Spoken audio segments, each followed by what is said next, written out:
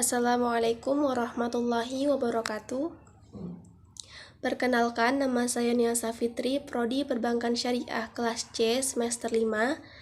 Di sini saya akan mempresentasikan hasil rangkuman saya dari kelompok 1 hingga kelompok 6 pada mata kuliah Akuntansi Manajemen Syariah.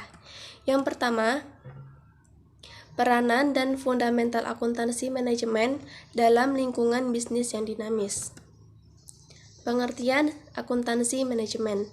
Akuntansi manajemen adalah sistem akuntansi yang berkaitan dengan ketentuan dan penggunaan informasi akuntansi untuk manajer dalam suatu organisasi dengan memiliki 3 tujuan. Yang pertama, menyediakan informasi biaya. Yang kedua, menyediakan informasi untuk perencanaan, pengendalian, pengevaluasian, dan perbaikan berkelanjutan.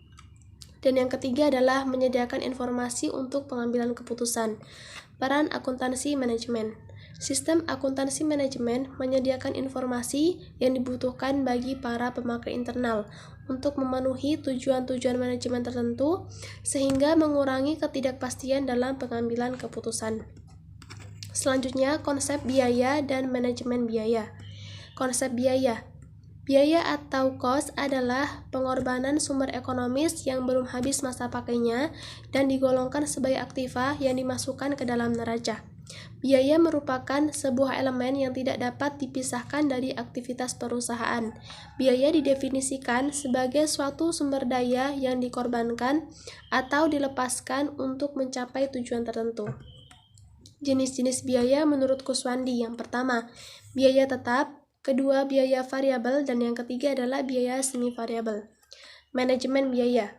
Manajemen biaya adalah sistem yang didesain untuk menyediakan informasi bagi manajemen untuk mengidentifikasi peluang-peluang penyempurnaan, perencanaan, strategi, dan pembuatan keputusan operasional mengenai pengadaan dan penggunaan sumber-sumber yang diperlukan oleh organisasi. Tujuan-tujuan sistem manajemen. Yang pertama, mengidentifikasi biaya aktivitas. Kedua, menyempurnakan kinerja masa depan. Ketiga, menentukan efisiensi, efektivitas, dan ekonomi aktivitas.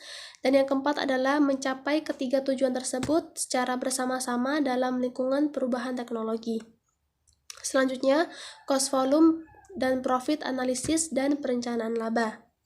Pengertian cost volume profit menurut Mulyadi merupakan teknik untuk menghitung dampak perubahan harga jual, volume penjualan, dan biaya terhadap laba untuk membantu manajemen dalam perencanaan laba jangka pendek. Analisis cost volume profit membantu manajer untuk melihat hubungan di antara 5 unsur berikut. Yang pertama, harga produk. Yang kedua, volume atau tingkat aktivitas. Yang ketiga, biaya variabel per unit. Keempat, total biaya tetap. Dan yang kelima adalah bauran produk yang dijual. Selanjutnya, perencanaan laba multi product entity. Perencanaan laba adalah rencana kerja yang telah diperhitungkan dengan cermat dan digambarkan secara kuantitatif dalam bentuk laporan keuangan untuk jangka pendek dan jangka panjang. Multiproduk atau perusahaan multiproduk adalah suatu perusahaan yang memproduksi sejumlah produk. Teori ekonomi dasar mengkonsentrasikan pembahasan pada perusahaan yang menghasilkan produk tunggal untuk mempermudah analisis. Walaupun dalam praktek perusahaan-perusahaan dapat memproduksi berbagai variasi dari jenis produk yang sama atau beberapa produk yang berbeda. Selanjutnya, analisis perilaku biaya. Tipe-tipe perilaku biaya. Yang pertama, biaya variabel. Biaya variabel adalah biaya yang jumlahnya berubah secara proporsional terhadap perubahan tingkat aktivitas. Jika tingkat aktivitasnya dilipat gandakan, maka total biaya variabelnya juga akan dilipat gandakan. Yang kedua adalah biaya tetap. Biaya tetap merupakan biaya yang selalu tetap secara keseluruhan tanpa terpengaruh oleh aktivitas. Tipe-tipe biaya tetap. Yang pertama, biaya tetap yang telah ditentukan. Kedua, biaya tetap kebijakan. Ketiga, tren biaya tetap. Dan yang keempat adalah biaya tetap dan relevan. Biaya semi variabel merupakan biaya yang terdiri atas elemen biaya variabel maupun biaya tetap. Disebut juga dengan biaya campuran. Selanjutnya, analisis pengambilan keputusan jangka pendek. Keputusan jangka pendek yang merupakan pemilihan alternatif dan harus segera dilakukan atau keputusan yang bersifat jangka pendek.